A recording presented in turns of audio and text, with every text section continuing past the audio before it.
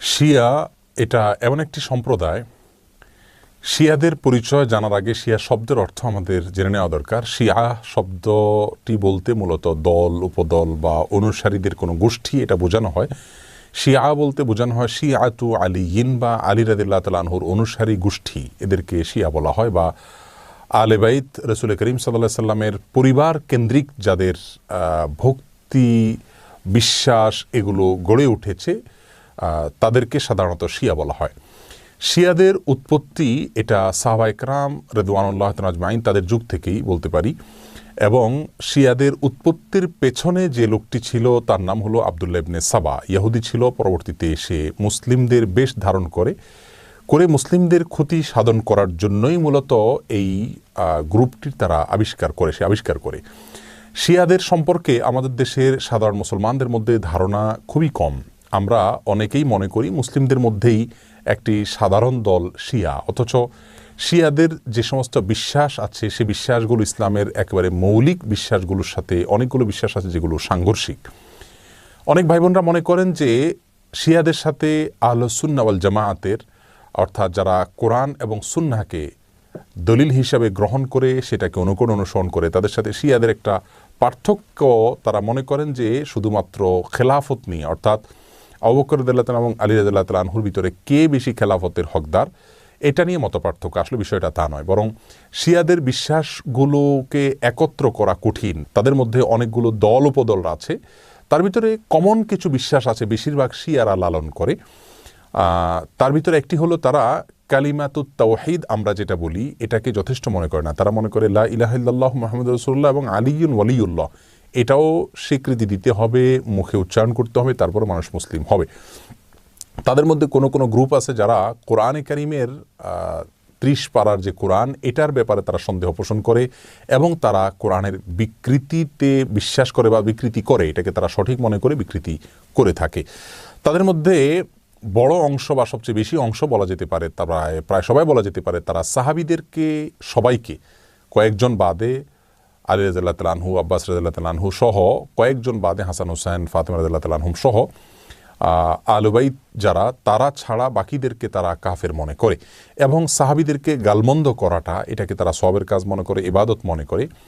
আয়েশা রাদিয়াল্লাহু তাআলা আনহা রাসূল আকরাম সাল্লাল্লাহু আলাইহি ওয়াসাল্লামের সহধর্মিণী, তার চরিত্র নিয়ে তারা সন্দেহ করে, যার চরিত্রের বিষয়ে কোরআনে কারিমে সূরা নূরে আল্লাহ সুবহানাহু ওয়া তাআলা পরিষ্কারভাবে ঘোষণা দিয়েছেন। যাই হোক, এ হলো মোটামুটি শিয়াদের কয়েকটা জঘন্য বিশ্বাসের আলোচনা। এবারে আসি শিয়াদের একটা বিশেষ দল, তাদেরকে ইসনা আশারিয়া বলা হয়। মূলত ইসনা আশার শব্দের অর্থ হলো 12। ইসনা আশারিয়া গ্রুপ বলতে শিয়াদের ওই গ্রুপকে বলা হয় যারা 12 জন ইমামে বিশ্বাস করে, অর্থাৎ যারা মনে করে যে 12 জন ইমাম আল্লাহর পক্ষ থেকে নির্ধারিত, তারা রাসূল করিম সাল্লাল্লাহু আলাইহি সাল্লামের ওয়াফাতের পরে ধারা পরম্পরায় আসছেন এবং তাদের মধ্যে প্রথম ইমাম ছিলেন আলী রাদিয়াল্লাহু তাআলা আনহু এবং সর্বশেষ ইমাম ছিলেন মুহাম্মদ ইবনুল হাসান আল আসকারি। এসব ইমামদের সম্পর্কে, ইমামদের মধ্যে সর্বশেষ ইমাম যিনি মুহাম্মদ ইবনে হাসান আল আসকারি, তারা মনে করে তিনি লুকায়িত হয়ে গেছেন, আবার প্রকাশিত হবেন এবং এই ইমামরা সবাই নিষ্পাপ, তারা কোনো ভুল ত্রুটির ঊর্ধ্বে, এবং এই ইমামরা সকল প্রকার ইবাদত বন্দিগির ঊর্ধ্বে উঠে গেছেন, তাদের কোনো ইবাদত বন্দিগি করতে হয় না। এই বিশ্বাসগুলো লালন করে থাকে ইসনা আশারিয়া গ্রুপ। শিয়াদের ব্যাপারে আমাদের ধারণা কি হবে, তাদেরকে আমরা কাফের বলবো কিনা? উত্তর হলো, শিয়াদের মধ্যে যারা আয়েশা রাদিয়াল্লাহু তাআলা আনহার চরিত্র নিয়ে সন্দেহ করে, কোরআনের ব্যাপারে যাদের সন্দেহ রয়েছে এবং বিকৃতি সাধন করে থাকে, এবং কেউ কেউ আছে রাসূল করিম সাল্লাল্লাহু আলাইহি সাল্লামের রিসালাত নিয়েও সন্দেহ করে। তারা বলে যে জিবরিল ভুলে রাসূল করিম সাল্লাল্লাহু আলাইহি সাল্লামের কাছে রিসালাত নিয়ে আসছিল মূলত আলী রাদিয়াল্লাহু তাআলার কাছে। এরকম আর অনেকগুলো বিশ্বাস লালন করে। এই সম্প্রদায়গুলোকে বা এইরকম বিশ্বাস লালনকারীদেরকে আমরা মুসলিম মনে করতে পারি না। তবে হ্যাঁ, তাদের মধ্যে অনেকগুলো গ্রুপ আছে যাদেরকে সরাসরি কাফের বলা যায় না, তাদের অনেকগুলো ভুল এবং ভ্রান্ত বিশ্বাস রয়েছে। এদের মধ্যে সবচাইতে সাধারণ যেটা বিশ্বাসের দিক থেকে সবচাইতে তুলনামূলকভাবে কম জঘন্য বলা যেতে পারে সেটা হলো আবু বকর রাদিয়াল্লাহু তাআলা চাইতে আলী রাদিয়াল্লাহু তাআলাকে খেলাফতের জন্য অধিক হকদার মনে করা।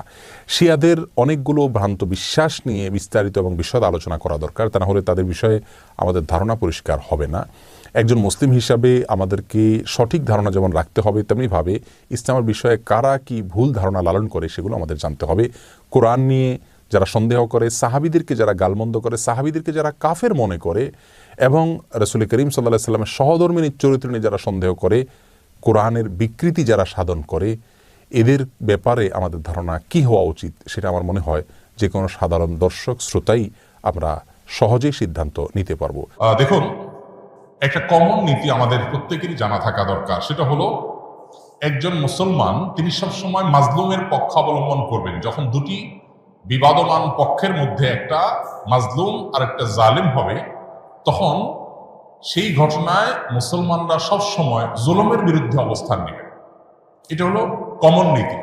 এমনকি জুলুমের শিকার মানুষটা যদি অমুসলিমও হয়, তারপরেও তার প্রতি মুসলমানের সিম্প্যাথি থাকবে। মুসলমান কখনো জুলুমের সাথে সঙ্গ দিবে না, যদি জালেম মুসলমানও হয়।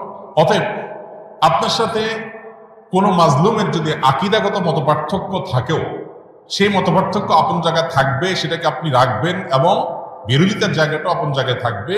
কিন্তু এত সত্ত্বেও যদি সে জুলুমের শিকার হয়, তাহলে আপনি জুলুমের বিরুদ্ধে অবস্থান নিবেন। অন্তত সার্বিকভাবে, সামগ্রিকভাবে আপনি সেটার বিরুদ্ধে অবস্থান নিতে না পারলেও মানসিকভাবে হলেও তার বিরুদ্ধে আপনাকে অবস্থান নিতে হবে। এটি হলো মৌলিক নীতিমালা। মুসলমান কখনো জালেমের পক্ষে যেতে পারে না, মাজলুমের পক্ষ মুসলমান সবসময় নিবে। এক্ষেত্রে সূরা রোমের যে ঘটনা, সেটা আমাদের জন্য একটা বিশেষ নির্দেশনা হতে পারে।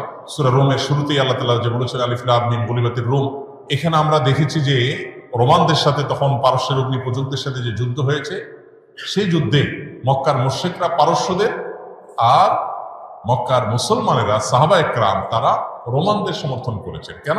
কারণ রোমানদের সাথে আকীদাগত মতপার্থক্য থাকা সত্ত্বেও তারা আসমানি ধর্মে বিশ্বাসী, মুসলমানরা আসমানি ধর্মে বিশ্বাসী। এই জায়গাতে মিল আছে, এই যে ঐক্যের একটা যোগসূত্র আছে, সেটার ভিত্তিতে তাদের প্রতি সমর্থন ছিল। আর পারস্যের তারা মুশরিক ছিল, ঐক্যের যোগসূত্র ছিল না সে অর্থে, এই জন্য তাদের বিরুদ্ধে ছিল। অতএব আজও আমরা ওই মূলনীতি মাথায় রেখে অনেক আহলে কেবলা, অনেক আপনার মুসলিম আছেন যারা হয়তো বিভ্রান্ত, যারা হয়তো বিদআতে লিপ্ত, কেউ কেউ হয়তো শিরকে বা ইসলামের গণ্ডি থেকেও খারেজ, বা বাহ্যিক দৃষ্টিকোণ থেকে আদর্শ সময়কে মুসলমান মানুষ মনে করে পরিস্থিতি বিবেচনা, বিশেষ করে তারা যখন জুলুমের শিকার হবে, তখন জালিমের পতন চাওয়া বা তাদের চাইতে আরো বেশি জুলুম যারা করছে তাদের পতন চাওয়া বা তাদের ব্যাপারে আপনার যথাযথ অবস্থান গ্রহণ করা, এটা মুসলমানের, একজন দায়িত্বশীল মুসলমানের কর্তব্য। সেই স্ট্যান্ড বা সেই অবস্থানটা আমাদের এক্ষেত্রে হতে পারে। এছাড়া এটা তো ঠিক যে সিরিয়া যুদ্ধে ইরাকে বহু সুন্নিকে তারা হত্যা করেছে, নির্মমভাবে হাজার হাজার লক্ষ লক্ষ সুন্নিকে তারা হত্যা করেছে। মূলত পৃথিবীতে মানুষের পাপের কৃতকর্মের প্রায়শ্চিত্ত মানুষকে করতে হয়। বিশেষ করে জুলুম যদি করে কেউ, তাহলে জীবদ্দশাতেই তার প্রায়শ্চিত্ত করতে হয়, আখিরাতে তো আছে। এই জন্য জুলুম থেকে আমরা সবসময় নিজেদেরকে বাঁচিয়ে রাখবো। কোনো যুক্তিতেই আমরা জুলুম করব না। এমনকি যুদ্ধক্ষেত্রেও নবী সাল্লাল্লাহু আলাইহি ওয়াসাল্লাম আমাদেরকে জুলুম করার পারমিশন দেন নাই। অমুসলিমের সাথে আল্লাহ তাআলা জুলুম করার পারমিশন আমাদেরকে দেন নাই। অতএব যেই জুলুম আল্লাহ নিজের জন্য হারাম করেছেন, হাদিসে কুদসিতে আল্লাহ বলেছেন, ইন্নী হারামতু যুলমা আলা নাফসি, হে আমার বান্দারা, তোমরা জেনে রাখো আমি নিজের প্রতি নিজের জুলুমকে হারাম করে রেখেছি। ফালা তাযালামু, অতএব তোমরা একে অন্যের প্রতি জুলুম করিও না। এটা আল্লাহর কথা, হাদিসে কুদসি তিনি বলেছেন। সো জুলুম থেকে আমরা হাজার মাইল দূরে থাকবো, আমার দ্বারা যেন কারোর প্রতি অবিচার না। কারণ জুলুমের পক্ষে যারা থাকবে তাদের পতন অনিবার্য, আজ হোক আর দুদিন। সুন্নি মুসলমান ও শিয়া মুসলমান সম্পর্কে জানতে চাই, এ ধরনের মুসলমানদের সম্পর্কে মৌলিক ধারণা পেতে চাই।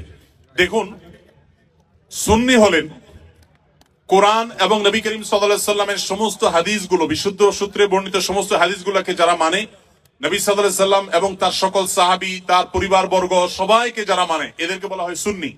গোটা পৃথিবীতে বেশিরভাগ মুসলমানই সুন্নি, আমরা সবাই সুন্নি আলহামদুলিল্লাহ। বেশিরভাগ বাংলাদেশি, বেশিরভাগ পাকিস্তানি, ভারতীয়, সাবকন্টিনেন্ট, আরব, পৃথিবীতে বেশিরভাগ মানুষই আলহামদুলিল্লাহ সুন্নি মুসলমান। এবং সুন্নি মুসলমানদের বৈশিষ্ট্য হলো তারা কোরআনকে এবং সুন্নাহকে অনুসরণ করে, সুন্নাহ অনুসরণ করার জন্য সুন্নি বলা হয়। আর শিয়া হলো সেই সমস্ত মানুষেরা যারা আল্লাহকে মানে, নবী সাল্লাল্লাহু আলাইহি সাল্লামের নবুয়তকেও মানে, যদিও তাদের একটা গ্রুপ নবী সাল্লাল্লাহু আলাইহি ওয়াসাল্লামের নবুয়ত নিয়েও সন্দেহ করে। আর এর পাশাপাশি তারা শুধুমাত্র নবী পরিবারের সদস্যদেরকে মানে, সাহাবীদেরকে তারা মানে না, বরং সাহাবীদের সাথে শত্রুতা বিদ্বেষ তারা জ্ঞাপন করে, লালন করে। তো এই কারণে তারা শিয়া এবং আলাদা হয়েছেন। শিয়ারা তারা বিভ্রান্তির দিকে আছেন, শিয়া পন্থাটা বিভ্রান্তির পন্থা, এটা হেদায়েত এবং সত্য থেকে বিচ্যুত। নবী করিম সাল্লাল্লাহু আলাইহি সাল্লাম বলেছেন, আমার পরে তোমরা আমার সুন্নত, আমার খলিফাদের সুন্নতকে আঁকড়ে ধরবা, নবীর সুন্নাত এবং আদর্শ যদি কেউ আঁকড়ে না ধরে, সাহাবীদের যদি আদর্শকে কেউ যদি ইগনোর করে, সে কখনো ভালো মুসলমান হতে পারে না। এজন্য আমাদেরকে সতর্ক থাকতে হবে এবং ভালো মুসলমান হতে হলে অবশ্যই কোরআন এবং সুন্নাহ উভয়টাকে অনুসরণ করতে হবে। শিয়াদের মধ্যে কিছু কিছু গ্রুপ আছে যারা বিভ্রান্ত, পরিপূর্ণ ইসলাম থেকে তারা বাহির হয়নি। আবার দুই একটা গ্রুপ আছে তারা আম্মাজান আয়েশার চরিত্রে কালিমা লেপন করে, কোরআনের আয়াত নিয়ে সন্দেহ করে, নবী সাল্লাল্লাহু আলাইহি ওয়াসাল্লামের রিসালাত নিয়ে সন্দেহ করে তারা ইসলামের গণ্ডি থেকে খারিজ হয়ে গেছেন। আল্লাহ তাআলা আমাদেরকে কোরআন এবং সুন্নাহ উভয়টার অনুসরণ করার তৌফিক দিয়েছেন। আমরা আলে বাইতকে, রাসূলুল্লাহ সাল্লাল্লাহু আলাইহি ওয়াসাল্লামের পরিবারকেও ভালোবাসি, আবার তার সাহাবীদেরকেও ভালোবাসি। আমরা এখানে কোনো বিভক্ত করি না, তারা বিভক্তি করেছে, এই হলো তাদের সাথে আমাদের পার্থক্যের জায়গা।